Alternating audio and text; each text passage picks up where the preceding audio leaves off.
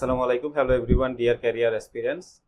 কতে ক্যারিয়ার পডকাস্টে সবাইকে স্বাগত জানাচ্ছি। আজকের প্রোগ্রামে উপস্থিত আছেন ল্যাবিড হসপিটাল ধানমন্ডি ব্রাঞ্চের ফ্লোর ইনচার্জ আশিক আল মাহমুদ। আশিক ভাই, কি অবস্থা, কেমন আছেন? আলহামদুলিল্লাহ ভালো আছি। আপনাকে এবং দর্শকদের সবাইকে আমার অভিনন্দন জানিয়ে শুরু করছি। আমাদের এই প্রোগ্রামের মেইন উদ্দেশ্যটা হচ্ছে হেলথ কেয়ার সেক্টরে যারা কাজ করে, এই হেলথ কেয়ার সেক্টর সম্পর্কে অনেকেই জানে না। হেলথ কেয়ার সেক্টরটা এখন একটা বুমিং ইন্ডাস্ট্রি এবং এই ইন্ডাস্ট্রি নিয়ে অনেকেরই একটু নলেজ গ্যাপ আছে। যারা হেলথ কেয়ার ইন্ডাস্ট্রিতে ক্যারিয়ার বিষয় নিয়ে একটু স্পেসিফিকভাবে আমরা কথাবার্তা বলবো। এবং অনেক ট্যালেন্টেড স্টুডেন্টরা আছে, ফ্রেশাররা আছে যারা এই সেক্টরে আসতে চায়, কিন্তু কিভাবে আসবে, আপনার মতো যারা জব করছে এই সেক্টরে অনেক দিন ধরে, তাদের কাছ থেকে ক্যারিয়ার রিলেটেড কিছু ইনসাইট জানার জন্যই আমাদের আজকের এই প্রোগ্রাম। তো সেই সুবাদে প্রথমেই আপনার কাছে একটু জানতে চাচ্ছি আপনার সম্পর্কে, এবং তারপরেই একটু জানতে চাই কিভাবে এই সেক্টরে আসলেন, হেলথ কেয়ার সেক্টরে কিভাবে আসলেন। ধন্যবাদ আকাশ ভাই। আমি আসলে আমার সায়েন্স ব্যাকগ্রাউন্ড নিয়ে পড়াশোনা করা, তারপর আমি ব্যাচেলর অফ ফার্মেসিতে পড়াশোনা করেছি। তারপর মার্কেটিংয়ের উপর এমবিএ করে কমপ্লিট করেছি। তো আমি যেহেতু ব্যাচেলর অফ ফার্মেসি নিয়ে পড়াশোনা করেছি, সেহেতু আমার হেলথ কেয়ার রিলেটেড সেক্টরেই আমার আশা। তো আমি ক্যারিয়ার স্টার্ট করেছিলাম বেক্সিমকো ফার্মাসিউটিক্যালস দিয়ে। তারপর আবার হেলথ কেয়ার, আরও সরাসরি হেলথ কেয়ার সিস্টেমে আমি ল্যাবএইড হসপিটাল লিমিটেডের সাথে দীর্ঘদিন ধরে আছি। আপনি এই হেলথ সেক্টরে যখন চিন্তা করলেন আসবেন, চাকরিটা কোথায় খুঁজেছিলেন? কোনো অনলাইন জব পোর্টালে, নাকি নিউজ পেপারে, নাকি সোশ্যাল মিডিয়া প্ল্যাটফর্মে? আসলে আমি যখন জব সার্চ করি তখন কার সময় পত্রিকা, তারপর অনলাইন প্ল্যাটফর্মগুলা, তারপর কিছু জব সাইট আছে, বিভিন্ন সেক্টরেই আমি সার্চিংয়ে ছিলাম। আপনার কাছে কি মনে হয় চাকরি খোঁজার জন্য হেলথ কেয়ার সেক্টরে সব থেকে সহজ প্ল্যাটফর্ম কোনটা? সোশ্যাল মিডিয়া, লিঙ্কডইন বা বিভিন্ন ফেসবুক, বিভিন্ন জায়গা, নাকি? এখন এখন অনেক সহজ হয়ে গেছে। বিভিন্ন ক্যারিয়ার সাইট আছে, আপনি নেটে অনলাইনে সবচেয়ে বেশি আপনি সার্কুলারটা অনলাইন পাবেন। বলতে কি স্পেসিফিক জব পোর্টালে, নাকি হ্যাঁ, সোশ্যাল স্পেসিফিক মিডিয়া? কিছু জব পোর্টালে আপনি পেলে সেটা সবচেয়ে অ্যাক্টিভেট হবে। লিঙ্কডইনের এক্ষেত্রে হেলথ কেয়ার সেক্টরের জন্য লিঙ্কডইন আমি বলবো এটা খুবই স্পেসিফিক এবং খুবই ভালো একটা জায়গা, যেখানে হচ্ছে আপনি খুব ইজিলি আপনার ইসের সাথে, এক্সপিরিয়েন্সের সাথে, এবং আপনি ফ্রেশ হলেও আপনার জন্য অনেক ভালোভাবে সার্কুলারগুলো আপনি দেখতে পারবেন, এবং ওইখানে জবের যে সার্কুলারগুলো অনেকটাই অ্যাকুরেট পাওয়া যাবে।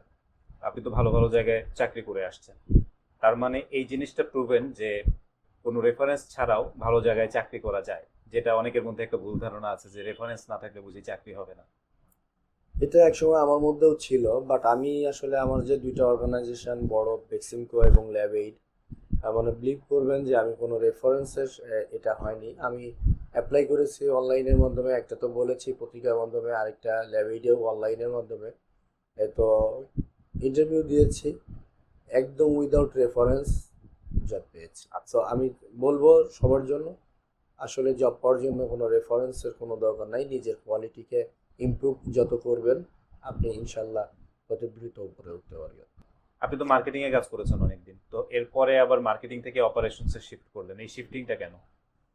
আসলে আমি যদি বলতে চাই, যে আমি যখন জয়েন করি ল্যাভিড হসপিটালে, তখন তো আমি সেলস অ্যান্ড মার্কেটিং ডিপার্টমেন্ট দিয়ে শুরু করি। তারপর কিন্তু আমি আরেকটা জায়গাতেও কাজ করি, সেটা হচ্ছে এনবিএ, নিউ ব্রাঞ্চ অ্যাকুইজিশন।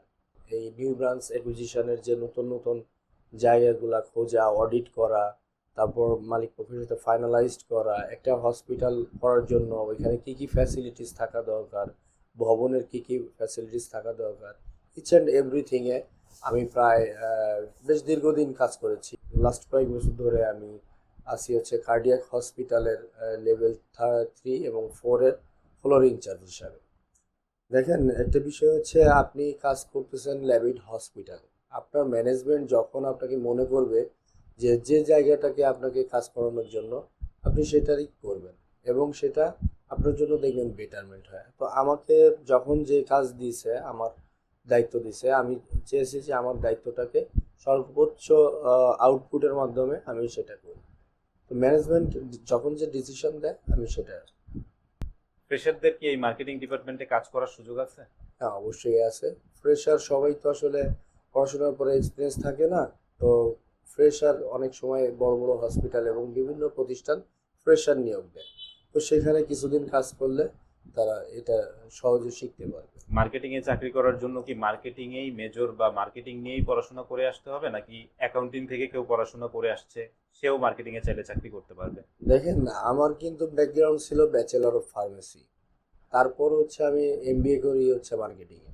তো আমি কিন্তু আপনার ব্যাচেলর ফার্মেসি হলেও স্টার্ট করি কিন্তু মার্কেটিং দিয়ে। তো মার্কেটিংয়ের জন্য যদি মার্কেটিং থাকে সেক্ষেত্রে আপনার এক্সট্রা কিছু বেনিফিটেড হবেন, একটু দ্রুত অ্যাডাপ্ট করতে পারবেন মার্কেটিং পলিসিগুলো।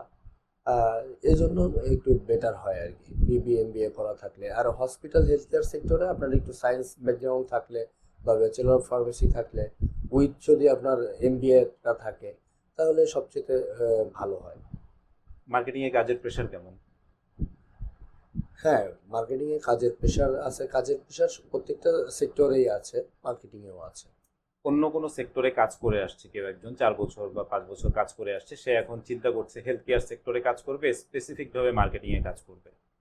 অন্য সেক্টরের অন্য কোনো ডিপার্টমেন্ট, একটা কর্পোরেটে হয়তো অ্যাকাউন্টিং এ চাকরি করে, সে এখন মার্কেটিং এ চাকরি করতে চায় হেলথ কেয়ার সেক্টরে, কারণ সে মনে করে সে যোগাযোগে অনেক ভালো, কমিউনিকেশনস দক্ষতা অনেক ভালো, অনেক বেশি ডক্টরদের সাথে তার পরিচয় আছে, হেলথ কেয়ার নিয়ে তার একটা আগ্রহ আছে, পারবে সেটা?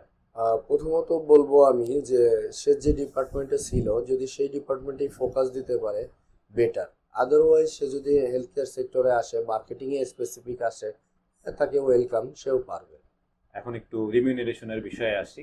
এই বিষয়টা নিয়ে অনেকেরই কিউরিসিটি থাকে। হেলথ কেয়ার সেক্টরে আসলে বেতন কাঠামো কেমন, প্রভিডেন্ট ফান্ড আছে কিনা, এক্সট্রা কি কি বেনিফিট পাওয়া যায়? হেলথ কেয়ার সেক্টরে আপনার বেতন কাঠামোটা আমি যদি বলি স্টার্টিংয়ে এখন মোটামুটি ভালোই। অনেক ভালো যদি একটু প্রতিষ্ঠান স্পেসিফিক করে বলেন। ভালো। আপনারা যদি সেলস অ্যান্ড মার্কেটিংয়ে যান তাহলে দেখবেন 20 থেকে 25 দিয়ে আপনার স্টার্টিং হচ্ছে।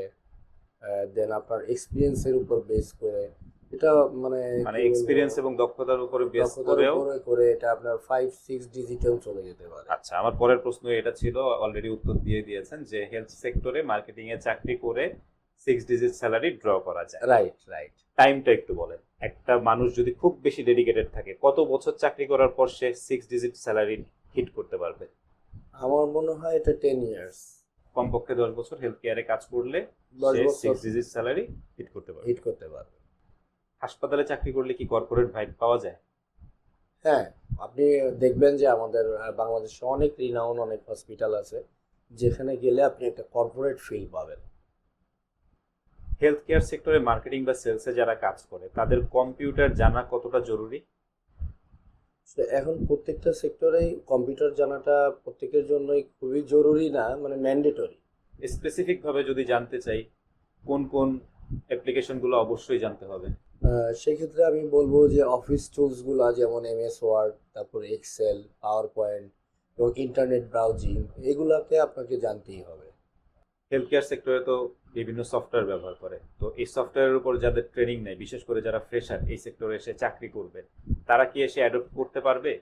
তাদের জন্য অবশ্যই কম্পিউটারের বেসিক যে ট্রেনিংটা এটা জানা থাকতে হবে। এটা জানতে পারলে তারা যে কোনো অ্যাডপ্ট করে নিতে পারবে। এইগুলা অ্যাডাপ্ট করে নিতে পারবে। ভালো চাকরি পাওয়ার জন্য ট্রেনিং করা, রেগুলার ট্রেনিং সেশনে অ্যাটেন্ড করা, বিভিন্ন গ্রুমিং সেশন অ্যাটেন্ড করা কতটা জরুরি? এটা আসলে অবশ্যই খুবই জরুরি, কারণ আমি আমার নিজেকে দিয়ে যদি বলি, আমি যখন বেক্সিম হতে জয়েন করি আমি কিন্তু অনেকগুলো ট্রেনিং ট্রেনিং পেয়েছি। যেমন আপনার প্রফেশনাল সেলিং স্কিলস, এটা অনেক গুরুত্বপূর্ণ সেলস অ্যান্ড মার্কেটিংয়ের জন্য। তারপর আমি আরও একটা ট্রেনিং পেয়েছি how to handle difficult customer, এটাও অনেক গুরুত্বপূর্ণ। তারপর আপনার আমি বাংলাদেশের খুবই ভেরি পপুলার রেসিটেশন হচ্ছে ওনার কাছ থেকে স্পিচ ওয়ার্কশপ একটা ট্রেনিং করেছি। তো আমার ক্যারিয়ারের জন্য এগুলো অত্যন্ত হেল্পফুল একটা কিছু ট্রেনিং ছিল। ধন্যবাদ আশিক ভাই, অনেক ইনফরমেশন দিলেন, ক্যারিয়ার রিলেটেড অনেক কিছু আপনার কাছ থেকে জানতে পারলাম। আশা করি যারা ফ্রেশার আছে তাদের জন্য এই ইনফরমেশনগুলো অনেক বেশি বেনিফিশিয়ারি হবে। আমাদের প্রোগ্রামে আসার জন্য অসংখ্য ধন্যবাদ জানাচ্ছি। ধন্যবাদ আপনাকেও আকাশ ভাই, যে এত সুন্দর একটা প্রোগ্রাম আপনি অ্যারেঞ্জ করেছেন, যা আমাদের যারা নতুন আছেন ছাত্র ছাত্রী ভাই বোনেরা তাদের জন্য এবং যারা এক্সপিরিয়েন্স আছেন সহকর্মী বা অন্যান্যরা তাদের জন্য খুবই একটা ইনফরমেটিভ একটা প্রোগ্রাম এটা, এবং এটা রিকোয়েস্ট করবো যে এটা কন্টিনিউ করবে না। Thank you all audience with you. Thank you so much. তো আজকের মতো এখানেই বিদায় নিচ্ছি। This is Mainuddin Akash signing off from today's episode. দেখা হবে অন্য কোনো সেশনে। আল্লাহ হাফেজ। আল্লাহ হাফিজ।